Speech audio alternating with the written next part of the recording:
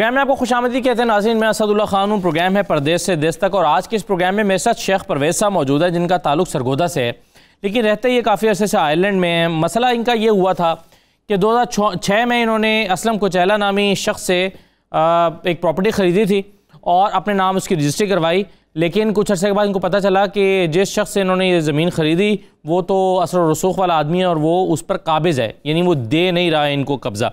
अब ये इनकी वही जद्दोजहद शुरू हुई जो इस तरह के केसेस में हर शख्स की शुरू होती है, भागदौड़ इन्होंने शुरू की, लेकिन मसला ये है कि अभी तक इनको कब्ज़ा मिला नहीं।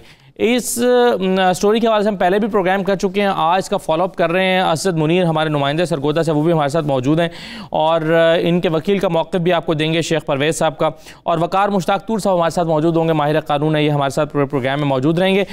मैं सबसे पहले असद मुनीर साहब, यही स्टोरी है जो मैंने मुख्तसरन बताई है कि इन्होंने जगह ख़रीद ली, रजिस्ट्री करवा ली, अब कानूनी तौर पर और कागजों में तो ये उस जगह के मालिक हो गए, लेकिन कब्जा इन्हें नहीं मिला। ओवरसीज कमेटी है, लास्ट प्रोग्राम में हमने बताया था उनका। अच्छा, ये कब्जा ये इसलिए कंस्ट्रक्शन लिटिगेशन में मामला होने की वजह से ये कंस्ट्रक्शन नहीं कर पा रहे, कब्जा है इनके पास। जी बिल्कुल, जी बिल्कुल। हाँ, तो फिर कब्जा क्या हुआ जब वो कंस्ट्रक्शन ही नहीं कर पा रहे? इनके पास कब्जे से क्या केस है और वो स्टे में गए हुए हैं, स्टे में गए हुए हैं, इस वजह से वो पेंडिंग चल रहा है सर। अच्छा, अब मुझे ये बताइए कि असलम कुचैला जो हैं, इन्होंने ये लिटिगेशन में क्यों गए हैं? क्या वजह थी? किस बुनियाद पर गए हैं? उन्होंने तो पैसे ले लिए ना सारे इनसे, शेख साहब से पैसे अगर सारे वसूल कर लिए और दस्तखत साइन अंगूठे कर दिए, तो फिर वो क्या कानूनी नुक्ता लेकर कोर्ट में गए हुए हैं?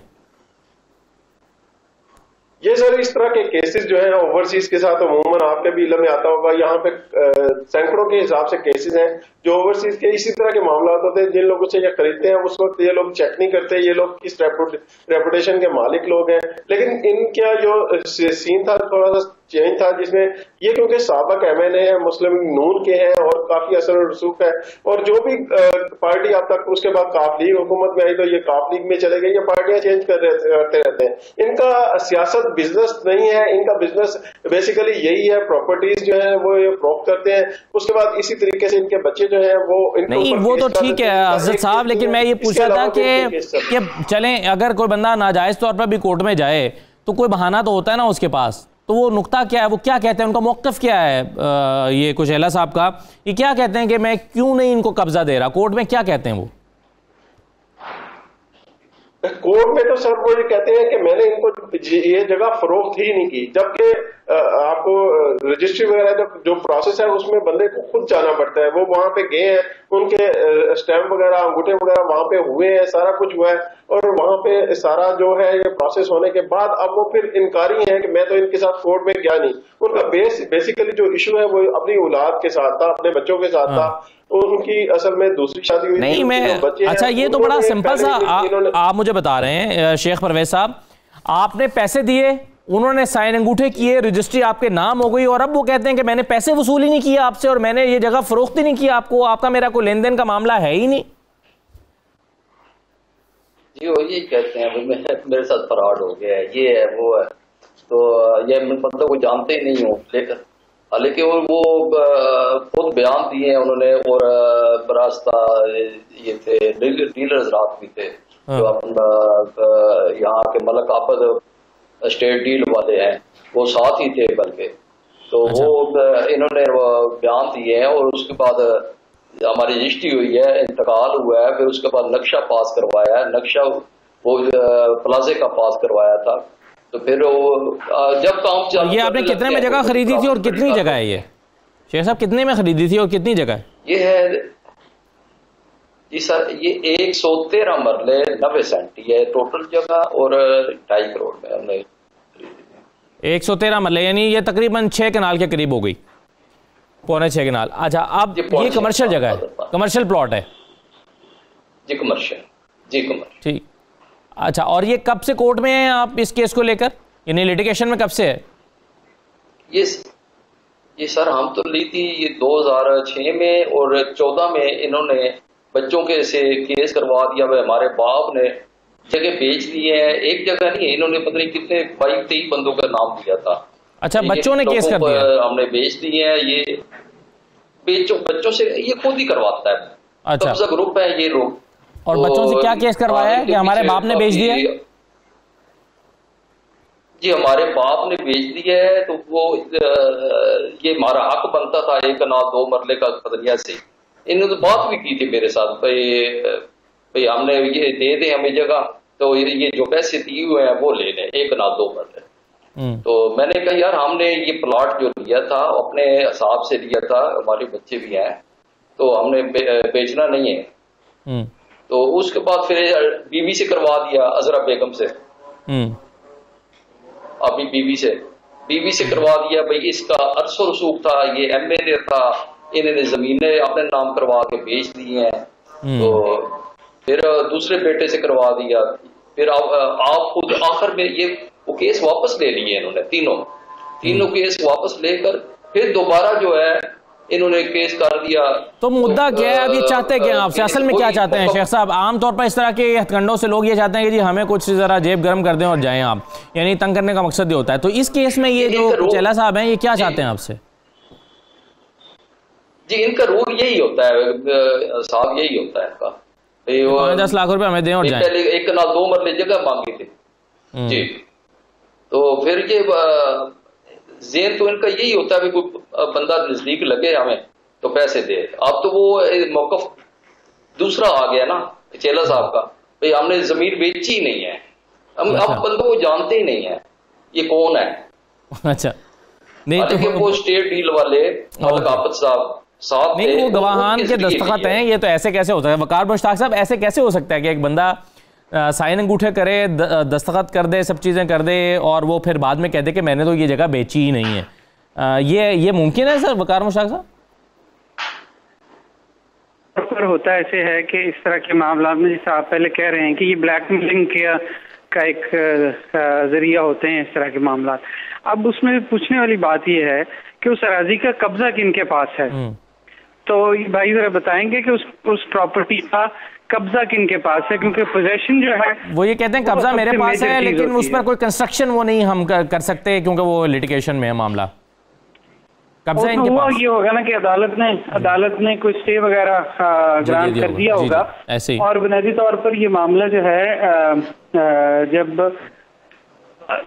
जब अदालत में जाता है तो बुनियादी तौर पर उसमें प्रे ये होती है for cancellation of title document, कि रजिस्ट्री को कैंसिल किया जाए और ये प्रॉपर्टी जो है ये हम इसके कानूनी वारिस हैं और ये प्रॉपर्टी हमने नहीं बेची, ये रजिस्ट्री जाली है या जिस रजिस्ट्री पर साइन किए हैं उसके पास ही टाइटल नहीं था इस प्रॉपर्टी का। तो ये कई तरीके हैं कि केसेस में प्रॉपर्टी को उलझाने के और दूसरी पार्टी को ब्लैकमेल करके उसको लिटिगेशन के लंबे चक्रों में डालकर उस परेशान किया जाए। जी बिल्कुल ठीक है, एक मुख्तसर ब्रेक लेंगे प्रोग्राम में, ब्रेक के बाद वापस आते हैं।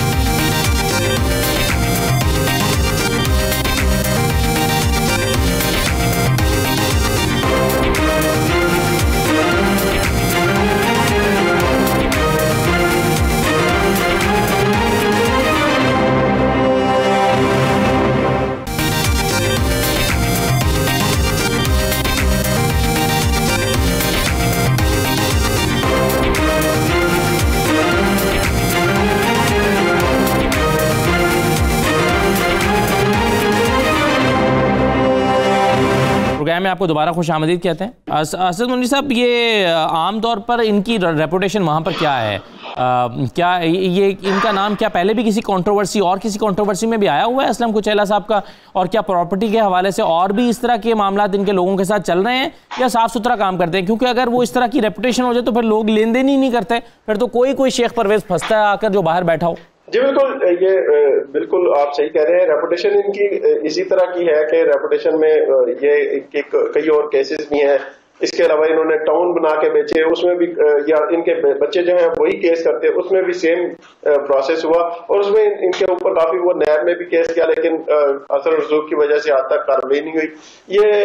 ये जो शेख परवेज का मामला है वो ये है कि इन्होंने 2006 में ये खरीदी थी, उस वक्त ये इतनी ज्यादा इसकी कीमत नहीं थी। या अब जो है ये पूरा एरिया जो है कमर्शियल हो गया है और इसकी कीमत अरबों में चली गई है, जिसकी वजह से अब वो इनको ब्लैकमेल, मेरे सेंस में तो इस इसलिए ब्लैकमेल कर रहे हैं कि उसमें से कुछ रकबा ये उन्हें दे दें, उसके बाद इनके मामला सेटल डाउन हो जाएंगे। और मेरा ख्याल है कि मैंने इनसे मालूम किया था, इन्होंने ये बताया था कि जो है उन्होंने कुछ डिमांड की थी कि 1.5 कनाल तक रकबा जो है ये उन्हें दे दें, जबकि ये उसको टोटली पे कर चुके हैं, उसके बावजूद वो इनसे रकबा लेना चाहते हैं। मेन मकसद भी उनका यही है कि उसमें से कुछ रकबा आपने क्या असलम कुचेला साहब से रब्ता किया है? आज़ाद साहब आपने क्या रब्ता किया उनसे, वो क्या कहते हैं, आपसे क्या बातचीत हुई इनकी? असलम कुचेला साहब से जब भी रब्ता करते हैं वो तो टोटली डिनाई करते हैं। वो कहते हैं कि ये रजिस्ट्री ही मैंने नहीं करवाई, इसका ये रजिस्ट्री ही फेक है, इन्होंने पता नहीं कहां से डॉक्यूमेंट लिए जहाँ। लेकिन मैंने जब शेख साहब से बात की, वो तो उसका तो फॉरेंसिक हो सकता है वैसे आसानी से डॉक्यूमेंट देखे। इस तरह के केस में तो वकार साहब कोर्ट में हो तो ये बड़े आसानी से फॉरेंसिक हो सकता है कि अंगूठे का निशान असली है या नहीं है और दस्तखत ठीक है या नहीं है। ये तो बड़ा आसान सा सीधा सा मामला नहीं होगा, एक बंदा मुकर ही जाए तो अदालत उसका फॉरेंसिक करा सकती है। जी बिल्कुल, ये अदालत के पास ये इख्तियार है कि अदालत पंजाब फोरेंसिक साइंस एजेंसी को रेफर कर सकती है मामला और उनका एज ए कोर्ट विटनेस तलब कर सकती है। लेकिन अब यहाँ पर जो मुझे लग रहा है ना, यहाँ पर हुआ ये होगा कि ये जिस तरह साहब बता रहे हैं कि ये इन पर मुतअद्दिद उन्होंने दावे कर रखे हैं, एक दावा करके विड्रॉ करते हैं, उस पर स्टे लेते हैं, फिर उसको स्टे को चलाते हैं, फिर नया दावा करके उसको स्टे करते हैं।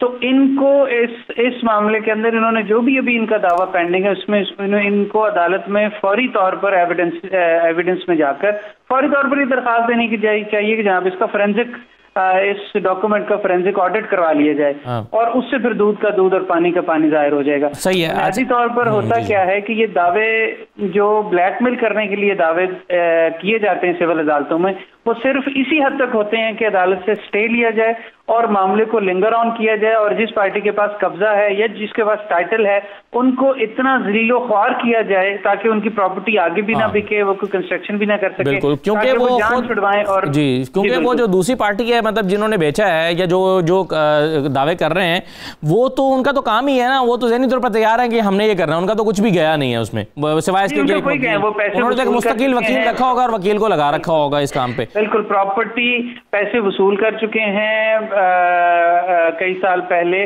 प्रॉपर्टी बयान दे के रजिस्ट्री की सूरत में इनके नाम करवा चुके हैं, कब्जा इनके पास है, मौके के ऊपर कब्जा है, ये सबसे बड़ा सबूत है उस प्रॉपर्टी के साथ उसकी इंटाइटलमेंट का। ठीक है, अच्छा मैं आपको ये भी सुनवाना चाहता हूँ कि जो वकील साहब हैं क्या कहते हैं, जो शेख परवेज साहब के वकील हैं, उन्होंने अपना क्या मौक़िफ़ दिया है, तो उस पर भी कुछ रोशनी डाल दीजिएगा, ज़रा सुनवाइए। जी, ये शराज असलम चौधरी मोहम्मद असलम, इनका जो तनाज़ा है इस मुद्दई के साथ, परवेज़ अख्तर के साथ, वो ये है कि प्रॉपर्टी जो है वो मुरब्बा नंबर 26 है, किला नंबर 4/1 और 4/4 है, जिसका कुल रकबा तकरीबन 5 कनाल के करीब है। ये रकबा जो था चौधरी मोहम्मद असलम का था।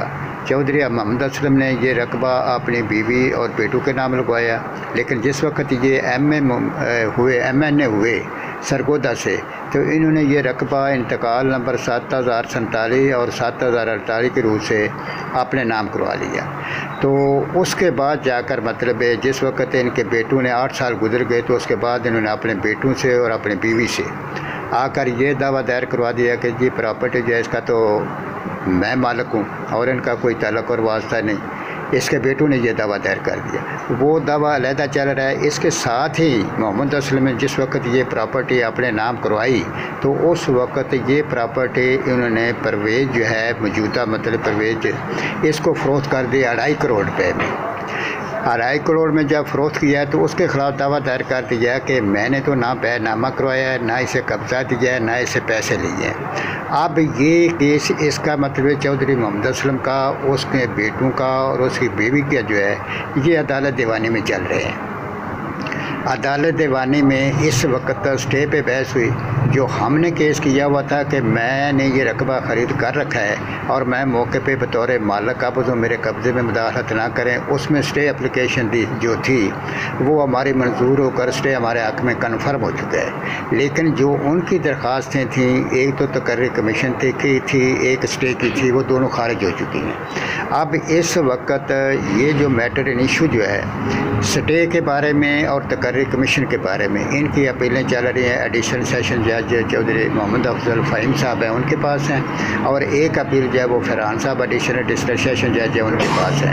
बाकी जो मुकदमात हैं वो अदालत दीवानी में हैं। अब जिस वक्त उन अपीलों का फ़ैसला होगा, केस वापस आएंगे, वापस आने के बाद इशू फ्रेम हो चुके हुए हैं, उस पर एविडेंस होगी, उनकी भी होगी, हमारी भी होगी, और उसके बाद जाकर इसका फ़ैसला होगा।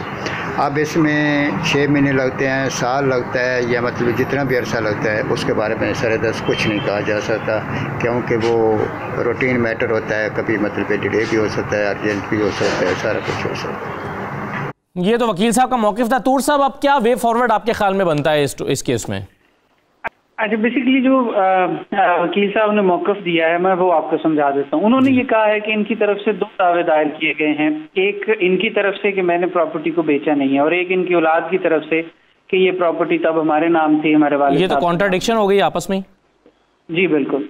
अच्छा, अब उसमें ये दोनों दावों के अंदर जो स्टे की एप्लीकेशन है वो दोनों में इनकी खारिज हो चुकी है वकील साहब के मुताबिक, और उसमें इन्होंने एक और एप्लीकेशन दी थी कि लोकल कमीशन मुकर्रर करके मौके का जायजा लिया जाए कि कब्जा किसके पास है, वो भी खारिज हो चुकी है। और एक एप्लीकेशन जो शेख साहब ने दायर की थी कि जब तक ये दावा चल रहा है तब तक इनका पीसफुल पोजेशन जो इनके पास है, पॉजिटिव पोजेशन, उसमें कोई खलल ना डाले, वो मंजूर हो चुकी है, और उसके खिलाफ रिवीजन्स जो हैं वो आगे एडिशनल डिस्ट्रिक्ट जज की अदालत के अंदर पेंडिंग है। अब गुजारिश ये है कि जब दावे के अंदर स्टे जो है वो मौजूदा मालिक और पोजेसर के हक में है, तो इसका मतलब है कि ये तामीर भी कर सकते हैं, ये अपना जायज कब्जा भी रख सकते हैं, ता वक्त के कोई अदालत इनकी उस रिवीजन को एक्सेप्ट कर लेती है जिसमें उनकी असलम गुचेला साहब की या उनकी उस दूसरी पार्टी की जो स्टे की एप्लीकेशन खारिज हुई थी, अगर उस पे कोई उनको रिलीफ मिलता है। अदरवाइज आज की ये पोजीशन है कि शेख साहब उस पर कंस्ट्रक्शन भी कर सकते हैं, पीसफुल पोजेशन भी अपना रख सकते हैं, और उस प्रॉपर्टी के हवाले से हर वो राइट एंजॉय कर सकते हैं जो एक मालिक के पास। अगर इनके वकील साहब का ये कहना ठीक है कि स्टे खारिज हो चुका है जी, अगर इनके वकील साहब का कहना ये ठीक है, तो शेख परवेज साहब, आप ये तो बड़ा आसान है, अगर आपका उनका स्टे खारिज हो चुका है तो आप अभी कंस्ट्रक्शन तो कर सकते हैं, क्यों नहीं कर रहे? सर वो ऐसे है भाई, वो ना जब काम चालू करते हैं, सामान मंगवा लेते हैं जी, तो ये इनका एक तो दामाद है, वो भतीजा भी है, वो अपना असद अकरम कचेला, वो और ये उसके बंदे जो है ना वो चक्कर लगाने लग जाते हैं, वो डिसाइड करते हैं भाई हम ये करेंगे वो करेंगे। पिछली दफा भी पुलिस से ना एक हमारा था अपना साले, मोहम्मद साले उसका नाम है, वो तफ्शीशी था हमारा, तो वो और दूसरा जो है तारक शाह एस चौक था, तो वो इन्होंने हमारी ना वो नजर रखी। तो जब हमने रोटी खाने गए तो इन्होंने जाकर कुहाड़ी ली हुई, तो कुहाड़ी के साथ उसने सामान हमारा वो तारे वगैरह बिजली वगैरह काट दी, और हमारे बेटे को पकड़ के साथ ले गए 2 बंदों को। अच्छा। तो ये पुलिस से इन्होंने काम करवाया, तो और आप 8-10 गाड़ियां लेकर के अंदर गए वो उसके साथ एसएचओ के साथ, और पुलिस वाले भी थे साथ। तो हमारे यहाँ मसला ये है ना कि ताकतवर के साथ सभी इदारे हैं, माइट इज राइट, और हाथी के पाँव में सबका पाँव हो जाता है। जब बंदा ताकतवर है, उसके थाने कचहरी में भी वाकफियत है, और 4 उसके जानने वाले और भी हैं, और वो सियासी शख्सियत भी हो, तो इस तरह के मसाइल होते हैं। बहरहाल हम दुआ करते हैं, हम उम्मीद करते हैं आपकी आवाज़ आप उठा रहे हैं कि आपका मसला जो है वो जल्द से जल्द हल हो। बहुत शुक्रिया शेख परवेज साहब और असद मुनीर साहब प्रोग्राम में शिरकत करने के लिए। तूर साहब हमारे साथ ही रहेगा, एक मुख्तसर ब्रेक ले रहे हैं, ब्रेक के बाद एक और स्टोरी का फॉलोअप आपके सामने रखते हैं, हमारे साथ रहिए।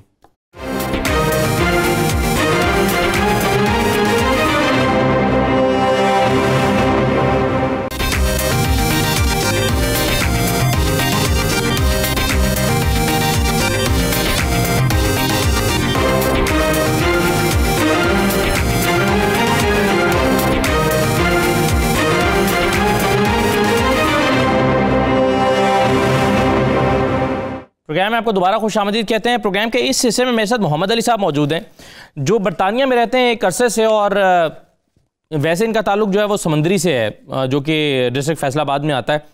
इन्होंने 1973 में एक 4 केनाल और 9 मरले की अराजी जो है वो समुद्री में खरीदी। कब खरीदी? 1973 में, यानी इस बात को तकरीबन 48 साल हो गए, यानी 50 साल होने के करीब है।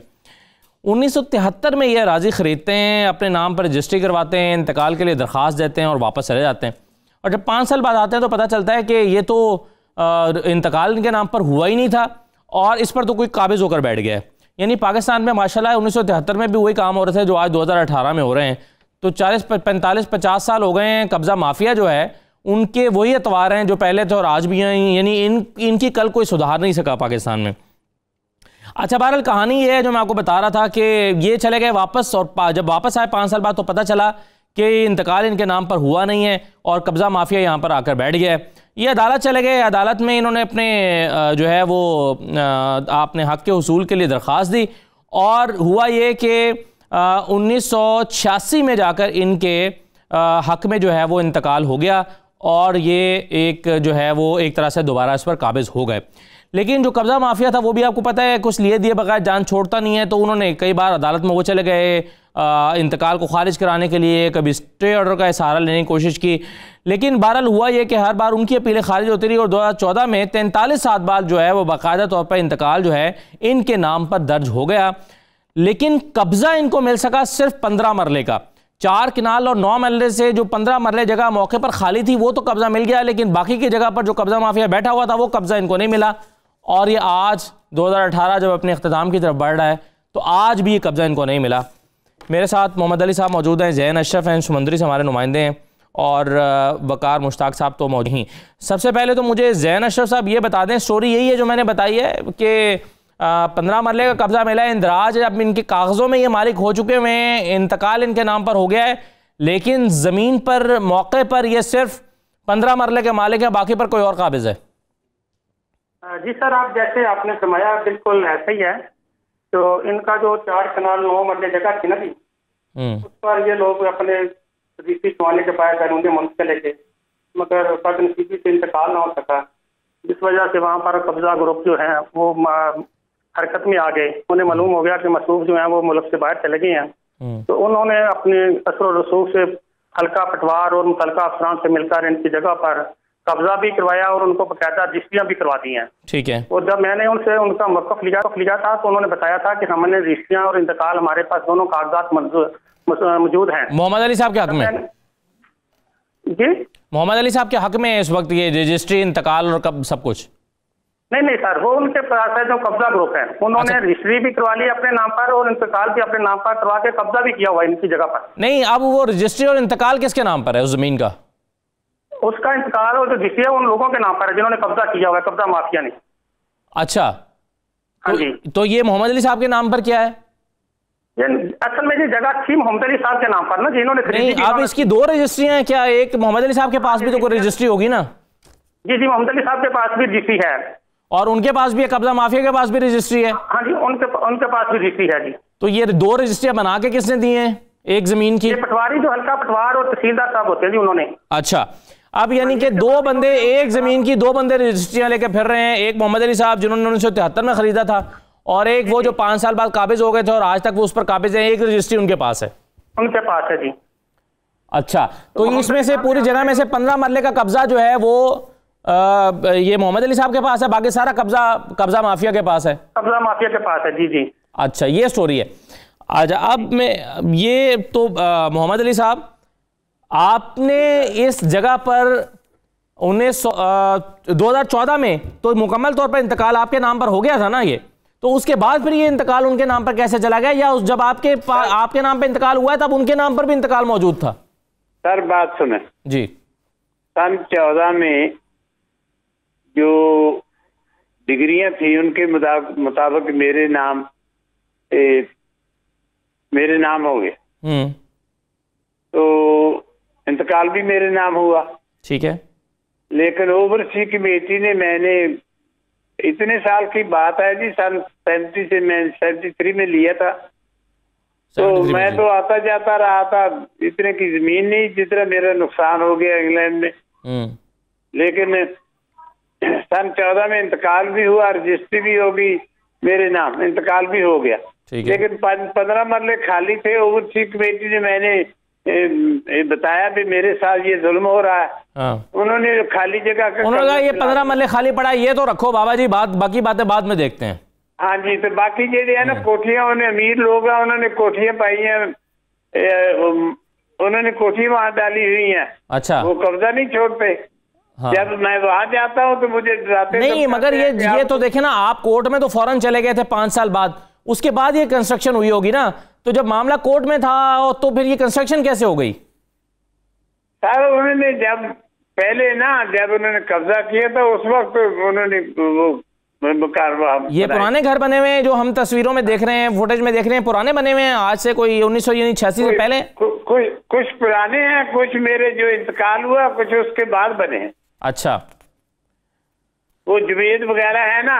हाँ। वो जब सन 14 से जब मेरे नाम जिस बंदे से आपने खरीदी थी मोहम्मद अली साहब जमीन, ये कब्जा माफिया उनमें से तो नहीं है ना, ये कोई और लोग हैं? वो जिससे खरीदी थी वो बंदा कोई और था? वो डॉक्टर था।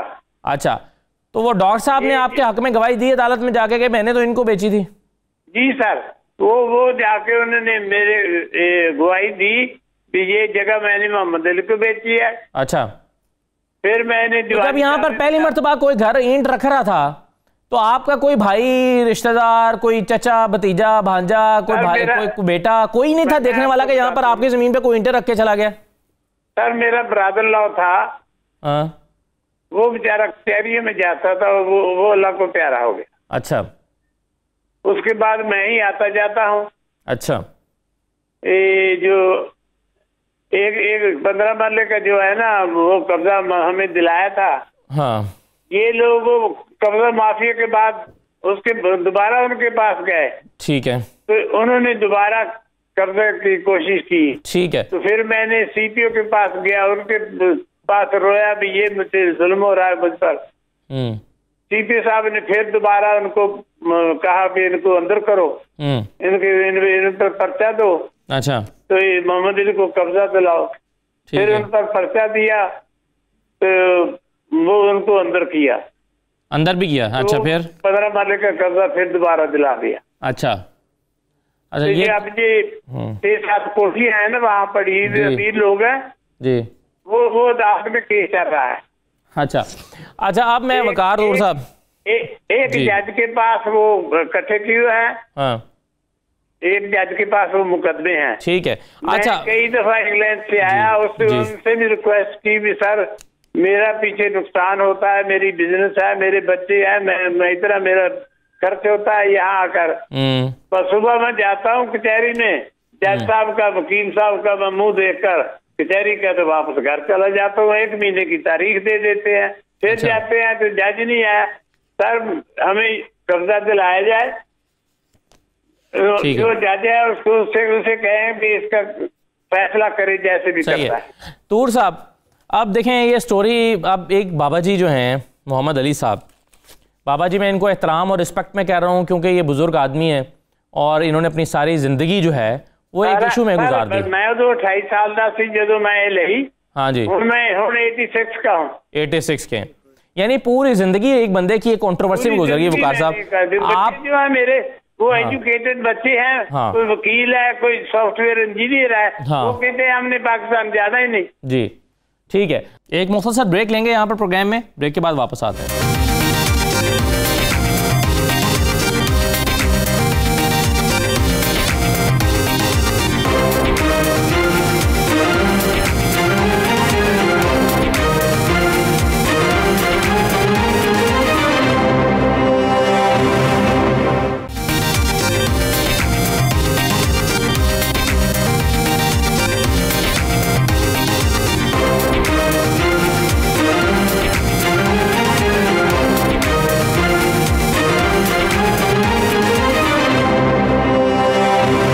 में आपको दोबारा खुश आमदीद कहते हैं। अच्छा, अब वकार साहब, आप हमेशा कानून का रास्ता दिखाते हैं कि आप अदालत में चले जाएं, आप ये करें, आपको ये वाला सूट फाइल करें, आप जो है वो ये मुकदमा कर दें, ये FIR कराएं।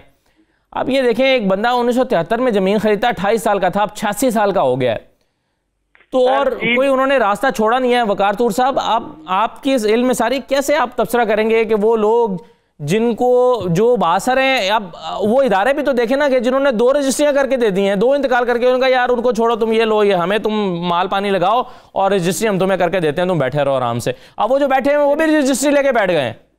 जी सर। अच्छा, गुजारिश ये है कि ये बहुत बड़ा अलमिया है हमारे माशरे का एक, और ये जो दुख भरी दास्तान है कि हम जिस दिन पहले दिन कानून की तालीम के लिए दाखिल होते हैं कॉलेज यूनिवर्सिटी में, तो पहला सबक हमें पढ़ाया जाता है कि justice delayed is justice denied.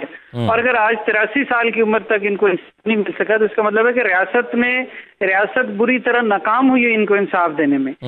अब अगर हम फैक्चुअल स्टोरी की तरफ आते हैं तो बुनियादी तौर पर पहले मैं आपको बताऊंगा कि इनके पास ये बेसिकली आपकी सारी बात बताने के बाद मुझे समझ के आया है और लगता क्या है कि बुनियादी तौर पर हुआ क्या होगा। वो ये है कि इन्होंने प्रॉपर्टी ली, ये मुल्क से बाहर चले गए, उसके बाद इंतकाल नाम ना हुआ, इन्होंने दावा किया, डिग्री इनके हक में हुई, उसके बाद लिटिगेशन चलती रही, इंतकाल इनके नाम हो गया।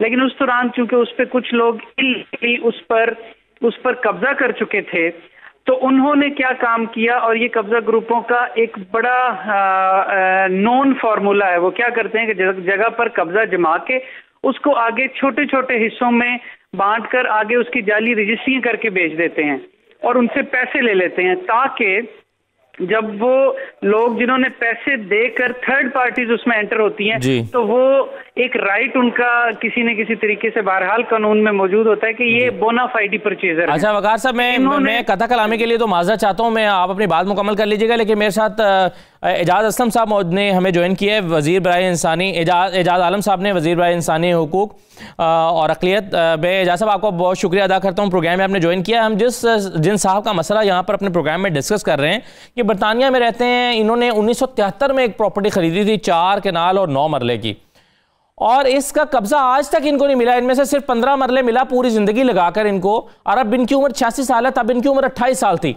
ना तो किसी इदारे ने, ना रियासत पाकिस्तान ने, ना किसी अदालत ने आज तक 50 साल में इनको इंसाफ दिलाने में कामयाब हो सकी है, और इनकी प्रॉपर्टी पर बहुत सारे लोग यानी कब्जा करके बैठ गए हैं और घर बना लिए हैं और नाजायज तरीके से रजिस्ट्रियां भी करा ली हैं अपने नाम पर उन जगहों की। तो आपके ख्याल में सर ये इंसानी हुकूक का मामला है या नहीं है? जैसा देखिए सर, इसमें मैं ये बात करता चलूँ कि ये चूंकि इंसानी हुकूक का मामला तो है, जाहिर बात है कि जब किसी इंसान को भी हुकूक नहीं मिलते तो डेफिनेटली वो परेशान होता है।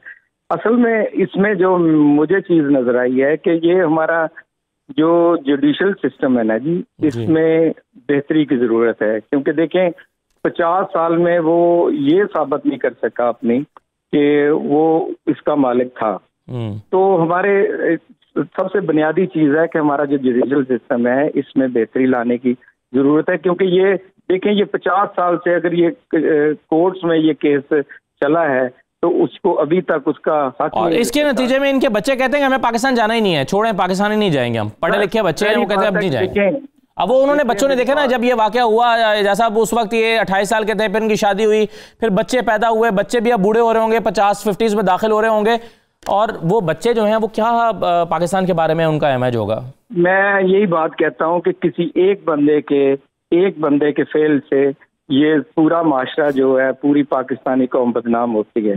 अब जो लैंड माफिया हैं उन्होंने उनकी आपको पता है रूट्स, और आपको पता है कि पाकिस्तान तहरीक इंसाफ ने जब स्टार्ट से ही इन लैंड माफिया के खिलाफ एक जहाद शुरू किया है, और यकीनन हमारी गवर्नमेंट की डायरेक्शन बिल्कुल दुरुस्त है और हम इन लैंड माफिया के खिलाफ पूरी ताकत से जहाद कर रहे हैं। अच्छा सर, एक तो एजाज साहब अब मामला ये है कि जाहिर है जो कुछ हो रहा है या हुआ है अब तक उसके जिम्मेदार आप नहीं हैं, लेकिन अब आप यानी बतौर मिनिस्टर इंसानी हुकूक के और जुल्फे बुखारी साहब के साथ मिलकर ओवरसीज़ कमीशन के हवाले से आप मिलकर क्या कोई हंगामी बुनियादों पर, क्योंकि ये एक मोहम्मद अली साहब नहीं है, इस तरह के बेशुमार मोहम्मद अली पड़े हुए हैं जिन पर हम हर रोज़ प्रोग्राम कर रहे होते हैं, और ओवरसीज़ का तो इतना बड़ा मसला है ये, तो इनके लिए कोई हंगामी बुनियादों पर हिकमत अमली एक्सपेक्ट करें आपसे कि जहां पर आप बहुत सारी और चीज़ों पर काम कर रहे हैं तो हंगामी बुनियादों पर कुछ काम करेंगे, क्योंकि ओवरसीज़ कमीशन पंजाब अभी तक बुरी तरह से फ्लॉप रहा है, लोगों को इंसाफ दिलाने में कुछ नहीं कर सका। हम 1 साल से ये प्रोग्राम इस फॉर्मेट पे कर रहे हैं, कुछ नहीं हो रहा,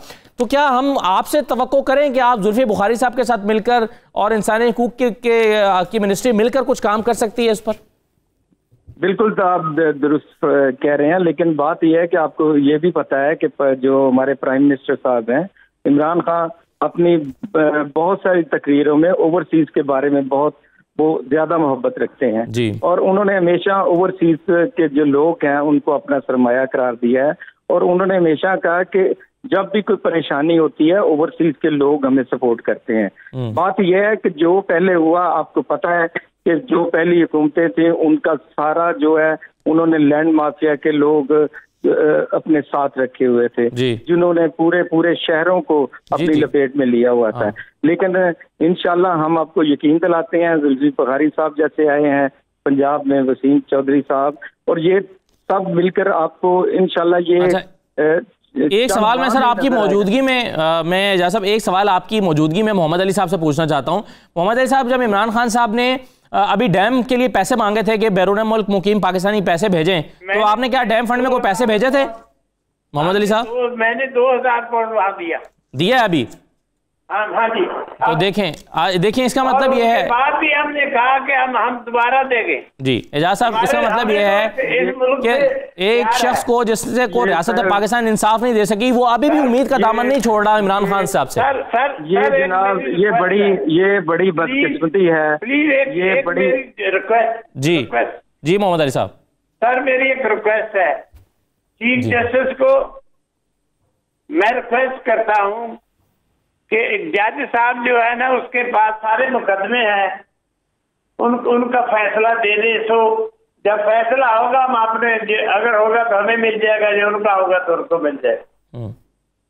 ठीक है, हमारी रिक्वेस्ट है प्लीज। यही एक मैं आपको कह रहा हूँ कि यही बदकिस्मती है कि ये लोग देखें पाकिस्तान से इतनी मोहब्बत करते हैं और हमारे जुडिशियल सिस्टम की वजह से ये बेचारे अभी तक इनके फैसले नहीं हो सके। जी, तो लेकिन एजाज साहब, एजाज आलम साहब, बस हम वक्त खत्म हो रहा है। मैं सिर्फ आपसे रिक्वेस्ट ये करना चाहूँगा कि तासुफ करने का, अफसोस करने का और मजम्मत करने का वक्त खत्म और काम करने का काम आपका वक्त शुरू हो चुका है आपके लिए। तो अब आपने जो है ना वो आपको करना ही पड़ेगा पाकिस्तानियों के लिए कि आपके अलावा कोई उम्मीद नहीं है इन पाकिस्तानियों की।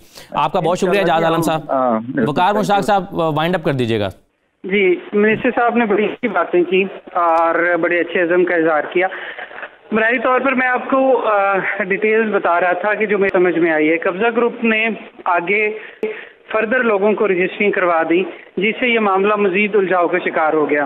अब इनके पास लीगली ये रेमेडी है कि ये स्पेसिफिक रिलीफ के एक्ट के सेक्शन 8 और 9 के तहत पोजेशन का दावा दायर करें और आखिर में जाना अदालत में ही पड़ेगा और उसको ज़रा परसू करें। और दूसरी ना सिर्फ मोहम्मद अली साहब के लिए बल्कि तमाम समंदर पार पाकिस्तानियों के लिए अभी रिसेंटली 2005 में एक कानून पास हुआ जो कि एक बड़ी इन टाइम रेमेडी है इस तरह के कब्जा ग्रुपों के खिलाफ। उसको हम कानून की जुबान में कहते हैं इलीगल डिस्पोजेशन एक्ट 2005, कि अगर भी कोई भी शख्स गैर कानूनी तौर पर किसी के कब्जे में मुदाखलत करता है या ज़मीन हथिया लेता है तो उसके खिलाफ स्पेशल एक्ट के तहत कार्रवाई होती है और पुलिस के ज़रिए रिपोर्ट मंगवाकर उससे वो जगह वागुजार कराई जा सकती है। तो हमारे जितने भी देखने वाले सुनने वाले हैं, अगर इस तरह का कोई मामला आए तो क्रिमिनल सिविल के साथ साथ क्रिमिनल रेमेडी भी अवेलेबल है। एक स्पेशल एक्ट है जिसके तहत इस्तगासा दायर करके अदालतों से रिलीफ लिया जा सकता है। तो मोहम्मद अली साहब के लिए जितनी जिंदगी के साल उनके इस काम में ज़ाया हुए, ज़ाहिर बतौर पाकिस्तानी हम इनसे शर्मिंदा हैं, लेकिन अब जाहिर है आखिर में हक भी कानून से ही लेना होता है, देर या बदेर। बहुत शुक्रिया वकार मुश्ताक तूर साहब, बहुत शुक्रिया प्रोग्राम में शिरकत करने के लिए। मोहम्मद अली साहब आपका बहुत शुक्रिया। ज़ैन अशरफ साहब आपका भी शुक्रिया। तमाम मेहमानों का। मैं एक ऐसी स्टोरी जिसका आज हम फॉलोअप कर रहे थे और फॉलोअप करने के बाद भी हम इसको फॉलोअप कर सकते हैं, लेकिन मसला ये है कि किसी के कान पर जूं नहीं रेंग रही। इदारे जो हैं, अब नई हुकूमत का तो ज़ाहिर है यही कहना होगा कि हम तो अब आए हैं, लेकिन अब जैसे कि मैंने पहले कहा कि अफसोस का इजहार करने और मजम्मत करने का वक्त ख़त्म हो गया है और काम करने का वक्त जो है वो शुरू हो गया है। और अभी वकार मुश्ताक साहब कह रहे थे कि मिनिस्टर साहब ने बहुत अच्छी बातें की हैं। अच्छी बातें तो मैं भी बहुत कर सकता हूं, लेकिन मसला ये है कि मैं मोहम्मद अली साहब के लिए अमली तौर पर कुछ नहीं कर सकता। तो खाली अच्छी बातें करने से कुछ नहीं होगा, अब काम करना पड़ेगा ताकि इन पाकिस्तानियों का, जिनका जो ओवरसीज़ पाकिस्तानीज़ हैं, जिनका पाकिस्तान पर एतमाद पहले ही मुतज़लज़ल हुआ है वो मज़ीद डिस्टर्ब ना हो, डैमेज ना हो। बहुत शुक्रिया प्रोग्राम देखने के लिए, मुझे इजाज़त दीजिए, अल्लाह हाफ़िज़।